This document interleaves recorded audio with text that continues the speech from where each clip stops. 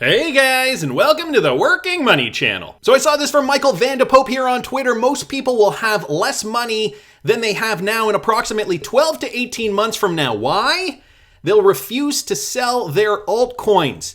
Guys, this happens to the best of us. When I first got into this market back in 2017, here, I've got Bitcoin up here right now on the daily, but I'm going to throw up XRP. This was the first time I bought XRP right back in 2017. And when I bought my XRP, now you got to remember, I got into Bitcoin in November of that year, but I didn't buy my XRP. I couldn't find a venue to purchase my XRP, so it took me a little while. And I purchased that in December of 2017. And when I purchased that, was in and around here, okay? So you got to think to yourself, this was the first time I purchased XRP. I saw prices go up, thought to myself, well, that's a pretty good increase. I mean, from this point here all the way to the top, it did increase over 350%. But I thought to myself, well, I've seen other coins go way beyond that. I've seen thousands of percentage points for coins. Obviously, from there, we know where the story went. And so this is why it's important to understand market cycles.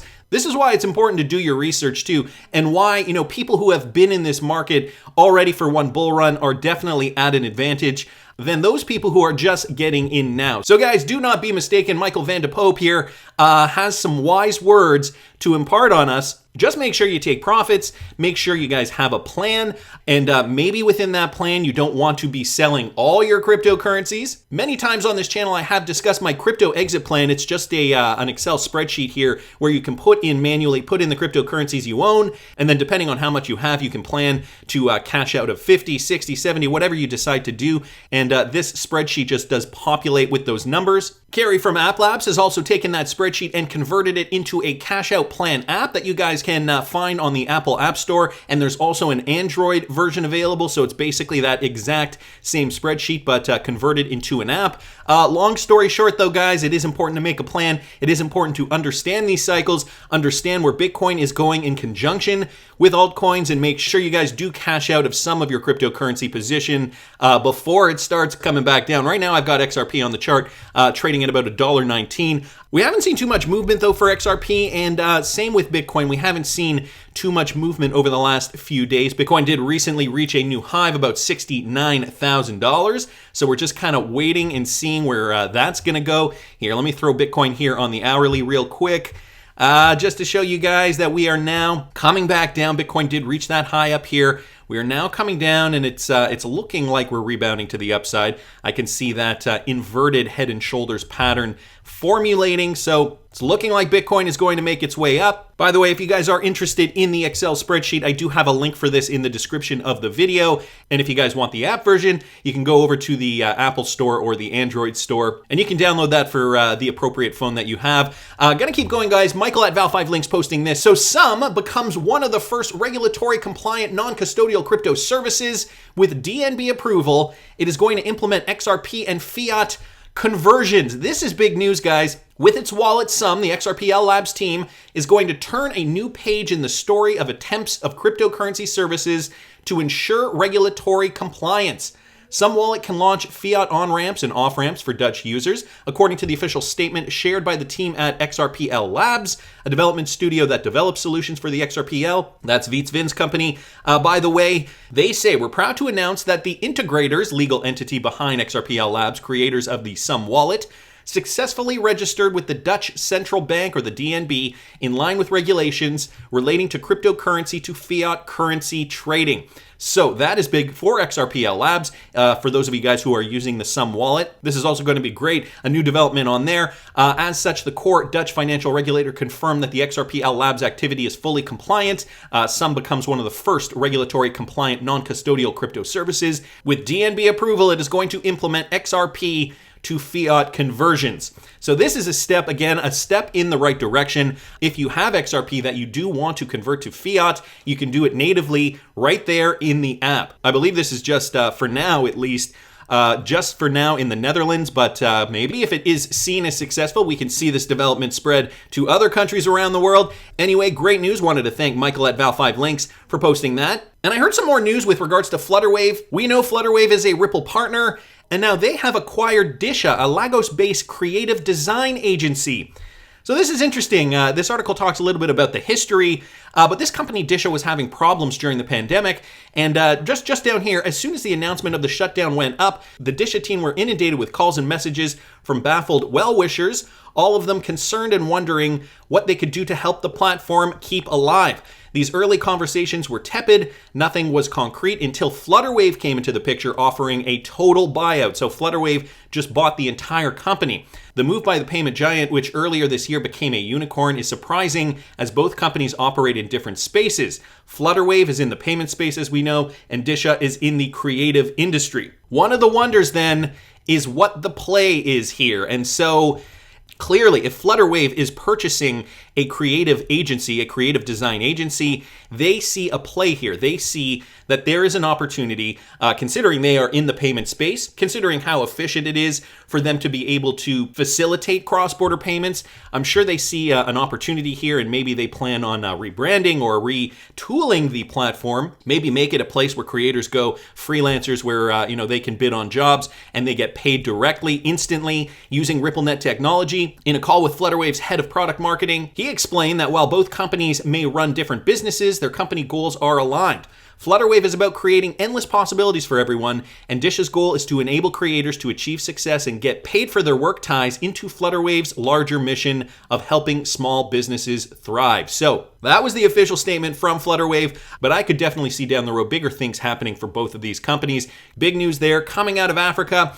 And so, we've got Bitcoin kind of moving. We did see that all-time high recently. However, the news surrounding Bitcoin and I suppose by extension all cryptocurrencies is kind of lukewarm in the United States. Just the other day, the SEC rejected the Van Eck Bitcoin Spot ETF. And so this is coming from Tony, by the way, Tony from Thinking Crypto. This again shows Gary Gensler and the SEC don't really care about retail investors. So I wanted to bring this up because it ties into what I'm going to talk about next. This from Max Whale breaking. The SEC has rejected the Van Eck Bitcoin ETF. And you know what their reasons suggest? Down here, guys, you can see some of the reasons: manipulating Bitcoin price, hacking of the Bitcoin network and trading platforms, malicious control of the Bitcoin network, trading based on material, non-public information, including the dissemination of false and misleading information, manipulative activity involving the purported stablecoin Tether, and 7 over here, fraud and manipulation at Bitcoin trading platforms. So all those things that they really cannot control, considering Bitcoin is a worldwide asset and considering it has been around for 10 years, the US government is still saying, no, we see problems with Bitcoin even, and this is why we cannot approve this ETF. Sounds kind of absurd in my opinion, considering there are already Bitcoin trading products out there that other countries have greenlit. This is where we're at in the US. John Deaton here posting this with regards to Gary Gensler and his view on cryptocurrencies. Now, before I begin, on the surface, this doesn't sound great. However, I don't actually think it's that bad. So this is the title of the article. Gensler doesn't see cryptocurrencies lasting long, okay? Now, again, that doesn't sound great. But when we read this, I want to give you guys a sense of where this is going. So SEC Chair Gary Gensler said Tuesday he doesn't see much long-term viability for cryptocurrencies, underscoring the importance of protecting investors in the market and bringing it under regulatory oversight. So he likened the thousands of cryptocurrencies in existence to the so-called wildcat banking era that took hold in the US from 1837 until 1863. If you guys don't know, in and around that time in the US, there were a multitude of different fiat currencies that you would go to the bank and you would trade in for gold or silver. Eventually, the government just said, no, we've got to streamline this. We've got to make one currency. And so this is what Gary Gensler is likening this to. I don't think there's long-term viability for 5,000 or 6,000 private forms of money, Mr. Gensler said in a virtual event. So in the meantime, I think it's worthwhile to have an investor protection regime placed around this. Well, we all have an opinion about that, don't we? Mr. Gensler, who took office in April, previously taught a class on cryptocurrency at MIT. Okay, we know all that. Let me just go down here, though. Here's a quote. We've got a lot of casinos here in the Wild West, and the poker chips in these stable coins at the casino gaming table, Mr. Gensler said. He said stable coins often have aspects of both SEC-regulated investment contracts and banking products, but the federal bank regulators don't have all the authorities they need to supervise them. And in a separate remark, From the acting comptroller of the currency, Michael Hsu, he said Tuesday the crypto industry is on a path that resembles that of credit derivatives ahead of the 2008 financial crisis. He expressed doubt that cryptocurrency is achieving its goals of promoting financial inclusion and criticized crypto instruments that promise steady yields to investors for failing to explain how those returns are generated. I have seen one fool's gold rush from up close in the lead up to the 2008 financial crisis, Mr. Hsu said in remarks to the Blockchain Association, a crypto lobbying group. It feels like we may be on the cusp of another with cryptocurrencies and decentralized finance. So you can see the Office of the Controller of the Currency, the SEC, obviously want to clamp down on cryptos. This is no secret. The question is who is going to get the turf, and it might be divided. We already know the SEC was looking to claim stablecoins and their regulatory position. But a lot of this is still up in the air. And the reason I say this isn't so bad is because Gary Gensler is looking at the entire cryptocurrency market. Let's not forget, guys, there are over 14,000 cryptocurrencies right now. Okay, and the market cap just over $2.8 trillion. But of those 14,000 plus cryptocurrencies, we've even said this in the past, right? Brad Garlinghouse has said this. I think it is common knowledge at this point. 99% of these projects are likely going to fall to the wayside because they do not solve a problem, they do not have longevity, or they do not have a plan for longevity, or they will just be outcompeted by some of their competitors. So, how many coins did I say? 14,124 to be exact. 14,124 coins times 99%. Would be roughly 13,982. Okay, minus 13,982. So how many will survive? About 140, 150 coins. And, just the other day, I did a video where the experts were saying, there are likely only going to be about 4 chains that do all the work. That's the video where David Schwartz nods in agreement. And guys, I'll link that up there if you didn't catch it. So all these coins, okay, all these coins that you see will likely, or most of them will likely fall to the wayside in the coming years. Just be careful what you're investing in. Make sure to take profits, right? Michael Van de Pope here saying, most people will have more money now than they will in approximately 12 to 18 months. This is because people will not be ready for that bear market. So just be prepared, guys. That said, though, there is a flip side to this. The coins that hold real value, coins like XRP, like Algorand, like VeChain, and maybe some of the ones with brand recognition like Bitcoin, those are going to be the coins with longevity. Those are the coins that I hold in my portfolio. So again, just be mindful of what you are getting into. Despite what Gary Gensler says, we are also seeing the other side of the coin. Michael at Val5Links posting this with regards to Visa's head of crypto. Visa executive says crypto is becoming cool. He says he sees a whole new class of mainstream consumers entering the space. So Guy Sheffield, Visa's head of crypto, talked about cryptocurrency during a panel. He explained that a whole new class of mainstream consumers are entering the crypto space because of non-fungible tokens, or NFTs specifically. The Visa executive added that people who are interested in art, music, or culture are setting up crypto wallets in waves, noting that they are excited to create their own NFTs. So in his eyes, it's all about creating as well, not just purchasing, but also creating. Before the NFT boom, Sheffield said crypto assets mainly attracted people who are interested in gold and finance. It used to be that if you were investing in crypto, you were kind of weird, he mentions in a quote. The Visa executive further explained that people who are now using crypto wallets for more reasons than they used to. Previously, crypto wallets were mainly used to store cryptocurrencies. Now people are using them to discover new music. He described, adding that there is an increasingly becoming more of a super app that influences consumers' lives. In August, Sheffield was asked whether he thought NFTs will go mainstream. Only time will tell, he replied. What's certain is that curiosity and open mind and active experimentation are the best approach when new technologies and use cases come on the scene. So that is the head of cryptocurrency at Visa. That is his opinion on cryptocurrencies, and just branching that out to NFTs. Of course, 2021 has been a big year for NFTs. The popularity is growing by leaps and bounds. David Schwartz even foresees the NFT market growing, and if you guys didn't catch the video I did on that, I'll link that up here in the top right-hand corner. This is why there's now more development on the XRPL to support NFT and NFT projects. We're also seeing positive news from companies like Venmo, another one from Michael here. Venmo unveils crypto price alert tool. So Venmo has rolled out a feature that lets customers set price alerts for 4 cryptocurrencies on its platform. Namely the biggies. The feature lets users track the prices of Bitcoin, Ethereum, Litecoin, and Bitcoin Cash, all of which are available to buy, sell, or hold. It gives customers alerts when the price of these currencies rise or fall by 5 to 10%. The feature will be available for all eligible customers in the coming week, according to the report. Venmo began offering users the ability to buy and sell crypto in April, as we know. The company said at the time that its 2020 customer behavior study showed that more than 30% of Venmo users were already using crypto or equities, with 20% of those customers starting to do so during the beer flu pandemic.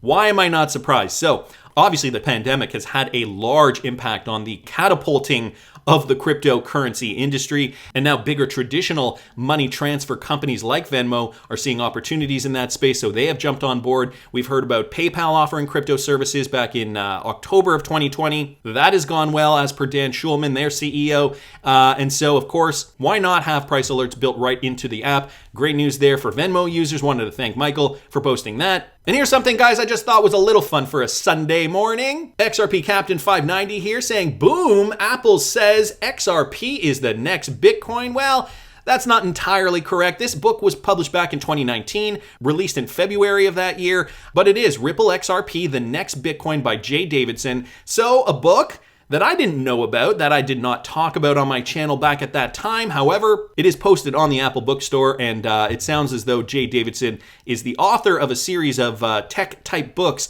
with regards to Apple products and Adobe products, so on and so forth. Nevertheless, thought that was an interesting find. Wanted to thank XRP Captain 590 for posting that. More great news, guys, coming out of the Ripple camp, though. Bank XRP posted this. Let's all welcome new Ripple and XRP Army member, Paul Chen. So Paul Chen has recently joined Ripple on their business development team. BD at Ripple, tech operator and investor, ex-Alibaba Group, and Goldman Sachs. So he also worked for one of the big banks. Bank XRP just retweeted out his tweet here. I joined Ripple business development team and the XRP Army. This blog outlines my top reasons. So if you guys go to this tweet, you will see why he decided to do that. And now here he's saying, wow, I'm feeling the love from the XRP Army. Thank you, team XRP, to the moon. Paul Chen has no doubt, guys. I'm going to follow him here. And if you guys aren't following him, I suggest you follow him as well. Part of Ripple's business development team now, so he's going to be the guy perhaps announcing new business development updates for Ripple down the road. A great addition there. I also wanted to mention this, guys, at MaxXRPHBar here on Twitter, recent Kevin OLeary interview. Now, Kevin OLeary, obviously, we know who he is. Multimillionaire investor, one of the panel judges on the show Shark Tank, huge show in the United States and worldwide, is a shrewd business investor. Historically, he has been critical of Bitcoin, but, you know, as the years have gone on, he has seen benefits for cryptocurrency, and now he's actually even invested in cryptocurrency. The interesting thing, though, that he said in this interview that I wanted to bring up was this. His holdings include many digital coins, but also products in the space, such as companies building decentralized wallets. OLeary said, so we're going to end up at the end of the year with a very significant holding in crypto assets. And it's not just Bitcoin. OLeary declined to disclose all of his holdings, but noted that he owns Bitcoin, the largest cryptocurrency by market value, Ether, the second largest, and a native to the Ethereum blockchain, and USD Coin, a stable coin among the top 10. Though he admits he owns a lot of Ethereum, OLeary does believe in some of its competitors, he said.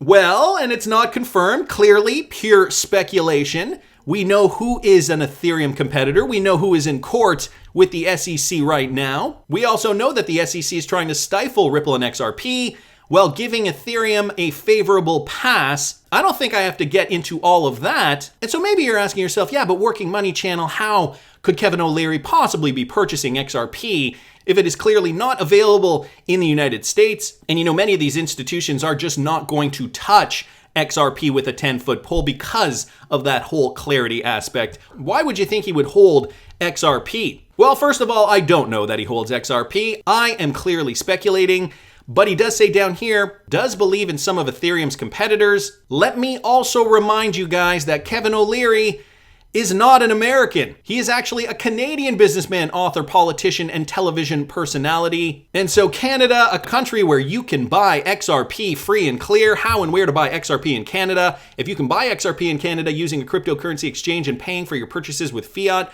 or another cryptocurrency, there are several crypto platforms offering XRP. And so XRP has the clarity in Canada. So could Kevin OLeary, if he does indeed own XRP, be purchasing XRP through one of his Canadian investment companies in order to circumvent some of the problems in the USA with the SEC and XRP clarity. I know Kevin was very successful in the Canadian market before making that leap into the United States, and I know he still does have financial business on Bay Street, which is the equivalent of the US's Wall Street. So as per this interview with Kevin OLeary, could it be that O'Leary does hold some XRP? He does believe in some of Ethereum's competitors. It certainly is a possibility, but I want to hear what you guys think. Please subscribe to the channel if you haven't already. Like the video if you like the content I'm providing. I always love hearing your comments. See you in the next one, guys.